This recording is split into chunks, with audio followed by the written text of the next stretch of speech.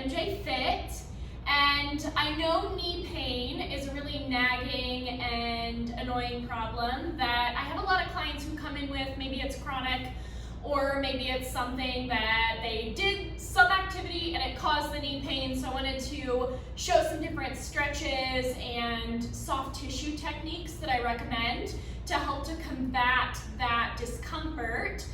Because if you go to a doctor about it, we're all gonna say what we know. So doctors are gonna often push more drastic routes, which are like medication and then surgery. So it's always nice, even if it can delay surgery, to use some of these soft tissue and stretching techniques. So if you're gonna do dynamic stretching, that's a good way to get warmed up before. I've made a video on that prior, but that's more of a moving stretching. I'm gonna focus more on static stretching today, and then, like I said, soft tissue stuff, and I'll explain that in a minute. But we're gonna start with just static stretching. Make sure you're warmed up before. So you could do some squats, you could go for a walk, a run, whatever it is. But just make sure you're warmed up so that you're not trying to stretch really tight, short muscles. So one of my favorite ones is going to be hip flexor stretch. There's multiple hip flexor stretches you can do. If your knee is really uncomfortable just being on the ground, even on a padded surface, you can do this same stretch standing up.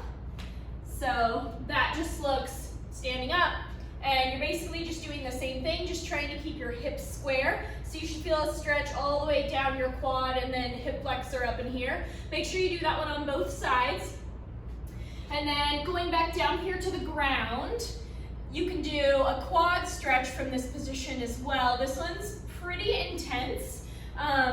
So with this one, I'm gonna plant the opposite hand down from the leg that I'm stretching and pushing my hips forward from here too.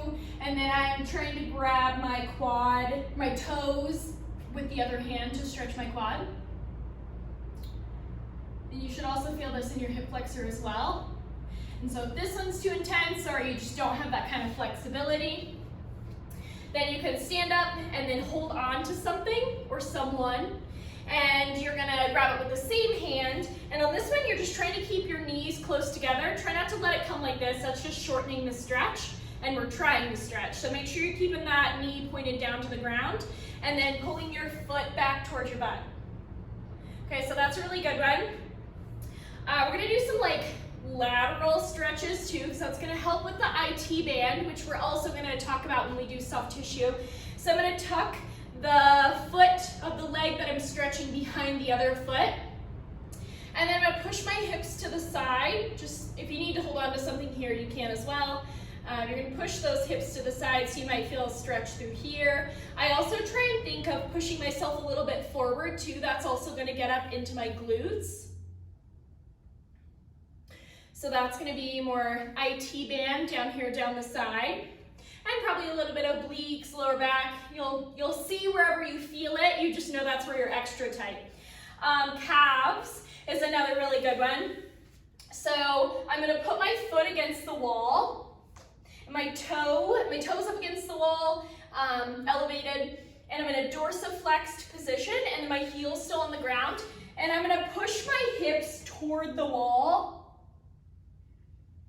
And then to do another calf stretch, so I'm still in that same position, but I'm gonna step my back foot back further, and I'm bending at the front knee, pushing my knee toward. So I'm basically against the wall, but I'm like this.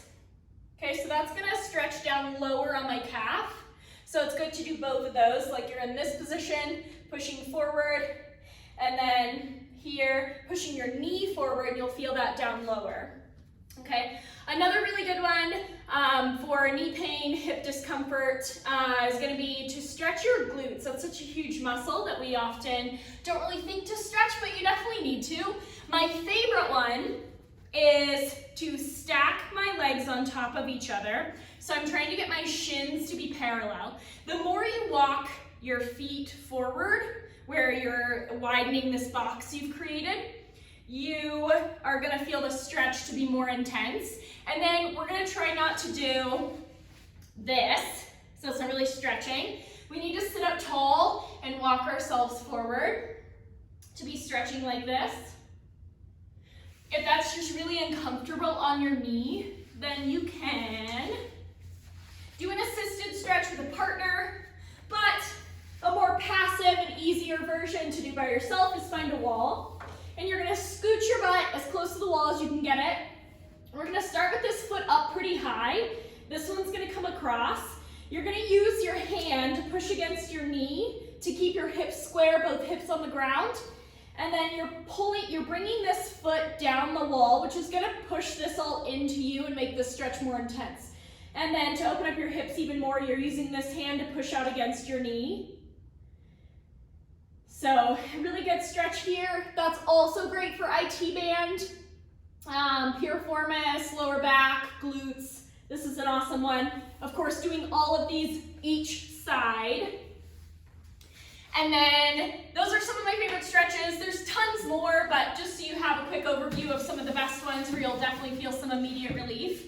And then foam rolling, so that's what I meant with the soft tissue work. There's different modalities to do that, but we're gonna talk about foam rolling because they're easy to come by.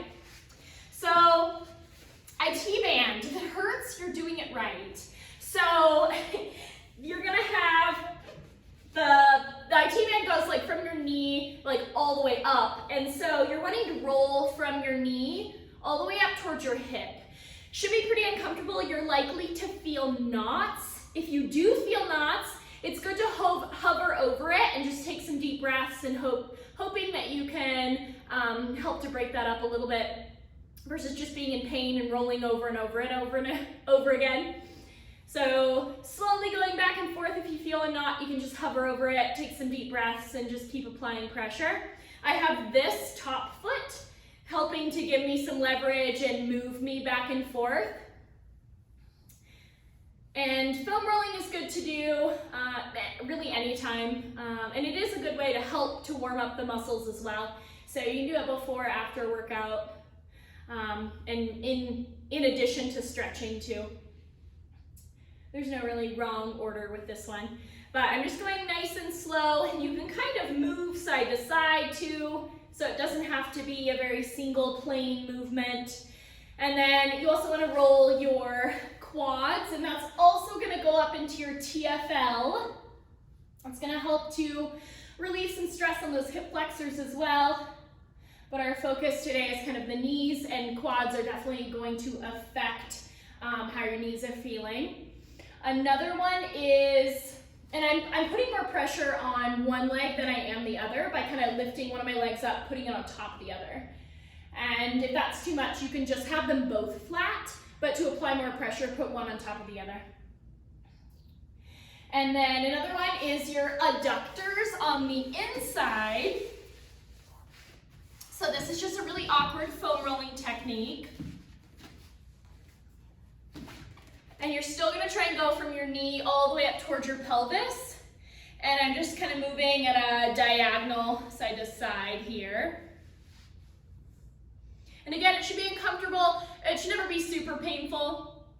Mine is usually a little more tender down toward my knee, so if you find that to be the case, you can spend a little more time there. You can also foam roll your calves, which this is quite the upper body workout, so I'll show you. But if you have a buddy who can use one of the handheld rollers on your calves with your feet up on a foam roller like this, and you're just like relaxing and they're lightly rolling your calves, that's a more passive, easier way to do it. But if your arms aren't super tired, then you can roll this way, but you just have to suspend your hips, so it does get to be a lot on the arms. You can make it more intense too by, again, putting one leg on top of the other one. You'll just get worn out up here quicker than you will down here. Another one's hamstrings. So again, I'm going to cross one over the other one. A little less upper body, but you're still having to work for this one. And I'm just rolling up and down my hamstring. And again, you can kind of go more onto the side, so you're covering a bigger territory. But those are all some of my favorite stretches and foam rolling techniques. And if you have any more questions, please feel free to let me know.